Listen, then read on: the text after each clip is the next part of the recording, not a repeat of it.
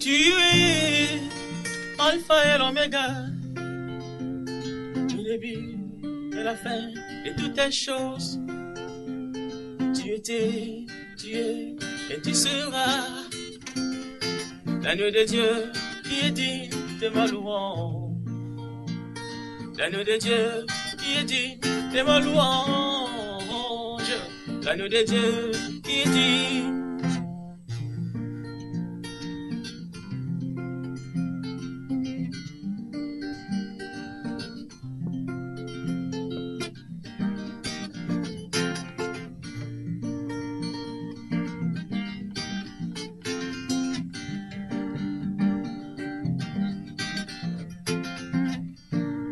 Du ciel sur la terre, réconciliant avec le Père, compatissant et plein de grâce, et je vis dans ta présence. Venu du ciel et sur la terre, et réconciliant avec le Père, compatissant et plein d'amour, et je vis dans ton amour.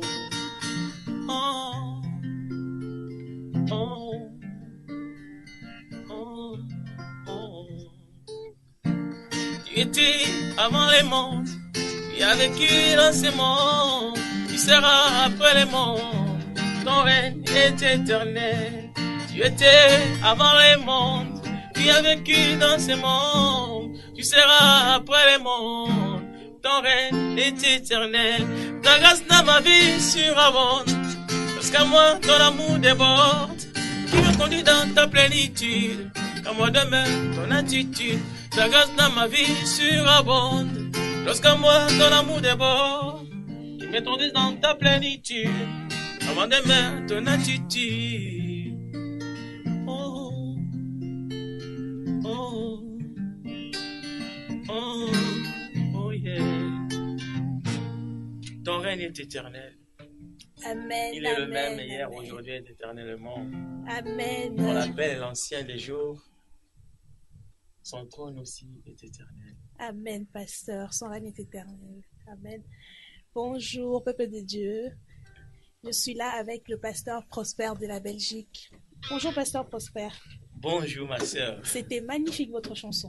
Alléluia. Amen. Gloire à Dieu. Expliquez-nous brièvement qui est pasteur Prosper. Waouh. Quelle question. Vraiment. C'est magnifique. Parler de pasteur Prosper. Vous savez, je n'aime pas trop parler de moi. Parce que s'il faut parler vraiment de connaître le pasteur Prosper, ça peut nous prendre toute une journée, peut-être tout un bouquin. Mais bon, la question est dorée, j'ai déjà demandé, posé, donc je me dois de vous répondre. Voilà, en fait, pasteur Prosper, c'est votre frère. Je suis le pasteur, si on veut parler de mon nom. Donc, mon nom complet, c'est Luki Zaila Dio Mabonzo Luango. Alors, en sémantique, on coupe mon nom en Luki, c'est-à-dire diminutif de Luki Zaila Dio. D'où provient le prénom Luc, ou on peut dire ça surnom, parce que ça me donne un prénom composé, Luc Prosper. Donc, voilà d'où ça vient le mot Luc Prosper. J'ai hérité le nom Mabonzo, c'est le nom du prophète Mabonzo que j'ai salué, mon papa, qui est au Congo, qui fut l'ami de mon père, qui a prophétisé sur ma vie. Voilà, je suis le seul enfant peut-être de la famille qui n'a pas porté le nom de mon père biologique.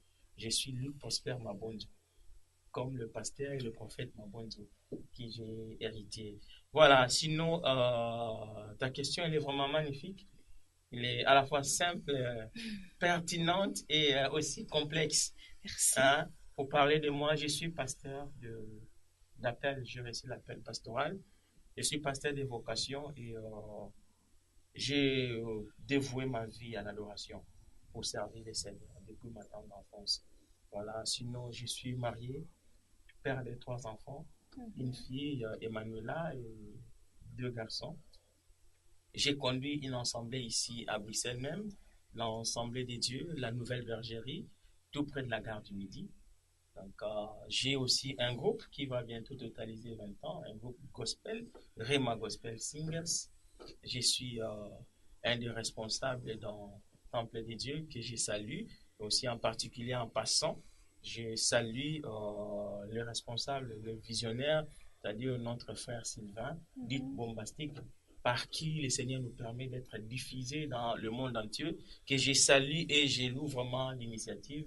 Je lui dis merci et je dis merci à tous les abonnés des Temples de Dieu, à tous les serviteurs des Temples de Dieu et à vous aussi, bien sûr. Merci. Voilà, sinon, voilà, si on peut parler brièvement des pasteurs prospères, je suis né d'une famille chrétienne, de plusieurs enfants, dont beaucoup sont morts et nous sommes restés à 4. Et je suis orphelin de père et de mère. Je suis aussi dans le domaine séculier, cadre dans une institution pour personnes âgées, si on ne peut que parler de cela. Ouais. Je ne sais pas si j'ai répondu à votre question. Vous avez quand même répondu à ma question, oui, pasteur. Merci beaucoup. Pasteur Prosper, j'ai capté quelque chose que vous avez dit. C'est la personne que vous portez les noms qui a prophétisé pour vous. Ça s'est passé comme ça, votre appel pour devenir pasteur ou pour recevoir Christ dans votre vie? Merci ma sœur pour la question. C'est tout un témoignage, c'est comme ça que je dis pour parler de ma vie. Donc, je suis un enfant mort dans le ventre de ma mère et cet homme de Dieu a parlé de la part du Seigneur, a prophétisé, je suis en vie. Tout ce qu'il a décrété ces jours-là, ça s'est accompli dans ma vie et voilà, je suis en train de vulgariser l'évangile de Christ dans le monde entier. Cet homme, ces jours-là, dira à mon père, cet enfant n'est pas mort, cet enfant vit alors que le médecin avait décrété la mort. Donc, c'est tel que ma mère m'avait fait le témoignage. Et cet homme de Dieu a imposé les mains dans le ventre de ma mère, il a déclaré des paroles. Il a déclaré que cet enfant prêchera l'évangile de Christ dans le monde entier. Et ce sont des choses qui accomplissent aujourd'hui. Voilà pourquoi je suis là. Par rapport à mon appel, il y a pas mal, beaucoup de gens qui ont prophétisé par rapport à l'appel. Et je l'ai reçu depuis ma tendre enfance. Je marche avec ça. C'est vrai que... C'était facile pour vous? Par rapport à la jeunesse, les amis, Ça n'a jamais été facile. Ça n'a jamais été facile. Tu sais, le ministère, c'est tout un appel. Il faut répondre à l'appel. Dans l'appel, quand on t'appelle, il faut dire oui. Et quand tu dis oui, l'appel, il faut la formation, la préparation et la confirmation. Ce sont des étapes qu'il faut aller. C'est la vocation. Il y a aussi un penchant, c'est-à-dire, Dieu t'appelle, mais il faut qu'il y ait aussi la vocation. La vocation, c'est-à-dire qu'il faut aimer aussi la chose. Et ce qui m'est arrivé, c'est vrai que bon, on ne peut pas accepter directement de commencer. Il y a des moments de fuite aussi. Ah oui. On a fui aussi, on a refusé l'appel, mais à un moment donné, l'appel nous rattrape. Je ne sais pas si... Voilà, moment de fuite, donc la jeunesse, et côté là qui, pasteur Prosper, il s'est dit non, je suis encore jeune, Nati canon prière pendant un moment et puis je vais revenir après. Oui, c'est vrai. C'est vrai, quand je dis, je n'ai pas vraiment été dans le monde, comme on dit. Forcément, j'ai toujours grandi dans l'église. Tous mes pères ont toujours été dans l'église. Ma jeunesse, je l'ai passée dans l'église. Combien même dans ma vie, personnellement, j'ai dû fréquenter aussi certains mouvements, certains mouvements, entre guillemets, parallèles au christianisme, si on peut dire ça. Mais bon, c'était l'innocence, c'était l'enfance, jusqu'à ce que moi-même, personnellement, je refasse ma rencontre avec Christ. Mais c'est Jésus-là m'est déjà apparu à l'âge de 6 ans. Okay. Mais bon, l'appel, on peut le fuir. À un moment donné, ça te rattrape. Je suis passé par le chemin du désert pour que je puisse accepter la vie à la place de la mort et être dans le service du Seigneur jusqu'à aujourd'hui. Merci pour l'éclaircissement, pasteur. On connaît les pasteurs, il y a plusieurs ministères en tant que pasteur. Il y a le ministère prophétique, des bergers, je sais pas, archibishop, il y a tellement de noms de pasteurs. Vous, quel genre de ministère dirigez-vous? Bon, je ne dirige pas. De toute façon, moi, j'ai reçu l'appel pastoral. Okay. Donc, Christ a fait les dons. Il a donné les 5 dons dans l'Église, selon le livre d'Éphésiens. Éphésiens 4, à partir du verset 11 jusqu'au verset 15. Le but de cela, c'est pour l'édification, qu'il soit apôtre, qu'il soit prophète, qu'il soit évangéliste, pasteur et docteur. Il représente les 5 doigts qui forment la main de Dieu. Alors, ces 5 doigts ont pour mission, premièrement, ou vocation, c'est de parfaire le chrétien, l'enfant de Dieu. C'est-à-dire pour l'édification, pour le perfectionnement des saints. Parce que nous sommes sanctifiés dans le sang et dans la parole de Dieu. Et deuxièmement, c'est pour construire, bâtir le corps dont Jésus revient chercher maintenant. Et pour l'édification du corps de Christ, il faut bâtir, il faut édifier ces corps. Donc Christ lui-même est la tête Et quand lorsque ce corps est établi, on ne peut plus, les enfants de Dieu ne peuvent plus bouger, être poussés ou secoués par des vents et marées. Vous voyez, c'est ces corps-là, c'est cette épouse-là que Jésus revient chercher bientôt. Et moi, dans cela, j'ai été établi pasteur. Hein, parce que la Bible dit que l'appel est donné, mais Dieu cherche ses serviteurs qui est établi par le maître, hein, pour donner la nourriture à ses enfants au temps convenable. Dans cela, moi j'ai reçu l'appel pastoral. Mais hein, peut-être vous allez remarquer sur mon profil de Facebook, j'ai marqué DG. C'est simplement, c'est par rapport à ma quête personnelle avec Dieu. Je posais beaucoup de questions. Tu sais, dans la Bible, le berger, c'est la même chose que pasteur. Mais souvent, dans notre croissance et dans notre manière, conception des choses, on croyait qu'avant de devenir pasteur, il faut d'abord devenir berger. Que tu sois berger, que tu sois pasteur, c'est la même chose. Le berger, c'est celui qui veille sur le brebis, sur la bergerie. Je gardais la connotation berger. Pourquoi? Parce que la Bible nous parle de Jésus comme étant des bons bergers, les souverains bergers et les divins bergers. Nous avons vu dans la Bible, Abel était berger. La Bible dit qu'il était berger. Nous avons vu David, il était berger. Tu vois, tous ces typologies de Christ, ce sont des bergers. Ils se sont appelés de bergers. Pourquoi j'ai dit ça? Aujourd'hui, le Seigneur m'a conduit quelque part. Ça n'engage que moi. Hein? Le pasteur d'aujourd'hui, le Seigneur me parle. Il a fait la différence entre les pasteurs d'aujourd'hui et les bergers. Ça veut dire quoi? Un berger, c'est celui qui veille aux brebis dans la bergerie. C'est celui qui conduit. C'est un ouvrier du maître qui donne la nourriture aux bergers au temps convenable. Il leur montre le chemin. Maintenant, c'est l'heure d'aller au vert pâturage. Maintenant, c'est l'heure d'aller s'abreuver. C'est qui? C'est celui qui sert les autres. Alors, Dieu m'a fait voir les pasteurs, entre guillemets, les prophètes du temps présent, sont des gens qui se servent des autres. Ça n'engage que moi. Voilà pourquoi j'ai gardé cette partie-là, cette image-là prophétique et biblique, de garder la connotation des bergers. Berger Mabonzo, c'est moi. Ça veut dire aussi pasteur Mabonzo. Mais le pasteur, en fait, le côté pastoral de nos jours, sort beaucoup plus le côté attachement au bien matériel.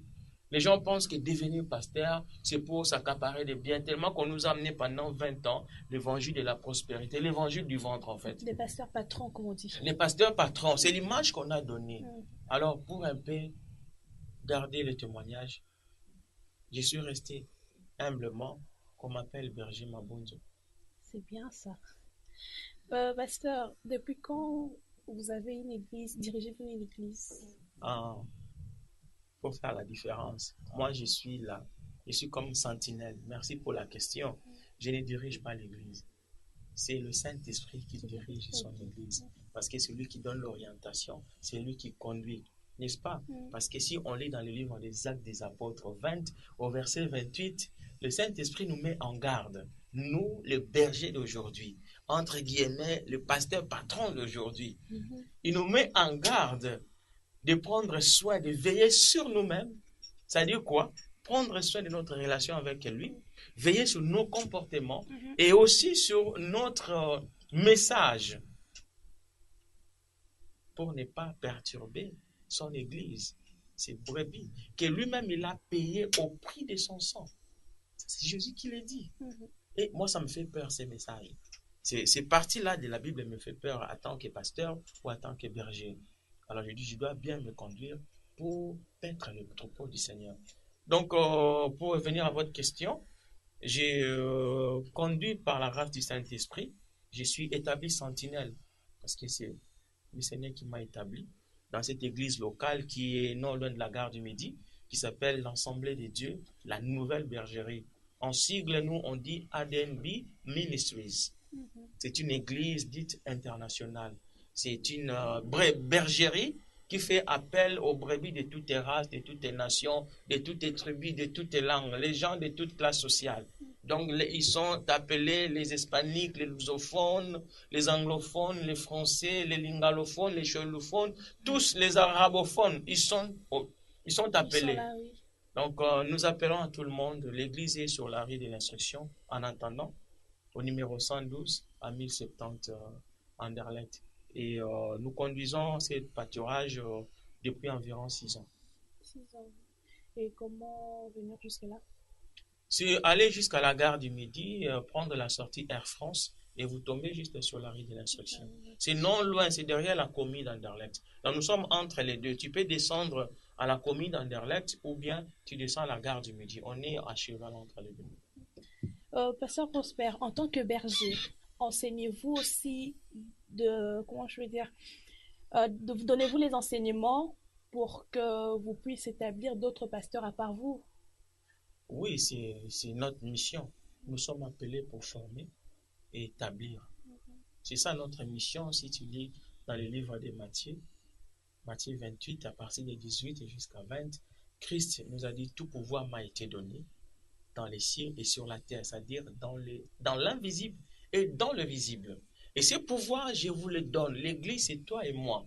Or, Jésus, avant de partir, il a laissé les dons à l'Église. Les 5 ministères. Les 5 ministères, c'est pour parfaire. C'est-à-dire le perfectionnement des saints en vue de l'œuvre du ministère. Donc, nous devons former les gens pour que ces gens rentrent dans les ministères. Nous sommes là, nous donnons des enseignements. Nous avons aussi une mission qui est attachée à notre église. C'est un appel lié à notre église, c'est la formation des disciples. Donc nous avons toute une école qu'on appelle EFOD, l'école de formation des disciples. Chaque année, nous donnons des titres. C'est une formation qu'on donne en 2 ans. La première année, c'est l'école des serviteurs. Et la deuxième année, c'est l'étude biblique. C'est donc on apprend les étudiants à bien manier la Bible, c'est-à-dire à bien faire des prédications, à comprendre vraiment la parole dans la profondeur. Mais c'est une formation intensive qui commence par une préparatoire de 8 mois, c'est-à-dire tout ce qui est les affermissements de base. Nous faisons un tronc commun pour pouvoir retourner un peu dans la saine doctrine. D'accord. À l'église, vous rassemblez quel jour et quel jour? Nous sommes à l'église mardi, vendredi de 18 à 20h. Ouais. Mardi, c'est pour les disciples-là, c'est pour la formation des serviteurs. Et vendredi, c'est pour l'équipe de la semaine et l'intercession. C'est de 18h à 20h les 2 jours. Les samedis, à la chorale, de 11h à 13h, 13h30. Et les dimanches, nous avons notre service d'adoration et culte d'action de grâce de 10h à 12h30.